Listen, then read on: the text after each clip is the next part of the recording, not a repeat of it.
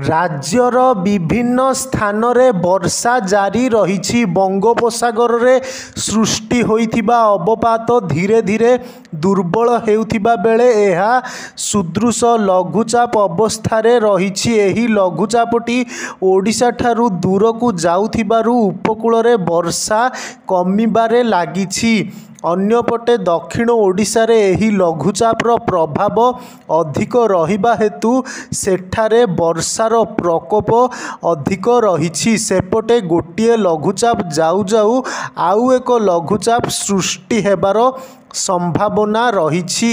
आकलन करा जाउछि जे आसंता 25 तारिख बेलकु उत्तर पश्चिम बंगोपसागर रे एक लघुचाप सृष्टि होइपारे। एही लघुचाप जोगु उत्तर ओडिशा और एहार संलग्न जिला गुड़िकरे वर्षार प्रकोप अधिक होइपारे।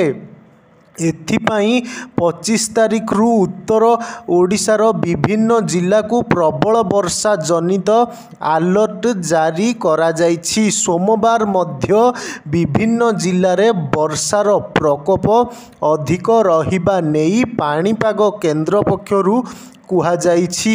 केन्द्र कहिछि जे सोमवार केन्द्रापड़ा, भद्रक, बालेश्वर, जाजपुर, केन्दुझर, मयूरभंज, सुंदरगढ़, झारसुगुड़ा, बरगढ़ और संबलपुर आदि रे प्रबल वर्षा नहीं पाणीपाग केन्द्र आकलन करिछि। एही सबु जिले में 7 रु 11 सेमी पर्यंत वर्षा होइपारे। अन्यपटे गत 24 घंटे मालकानगिरी रे 82 मिमी वर्षा होइथिबा बेले नुआपड़ारे 25 मिमी वर्षा रेकर्ड करा जाइछि।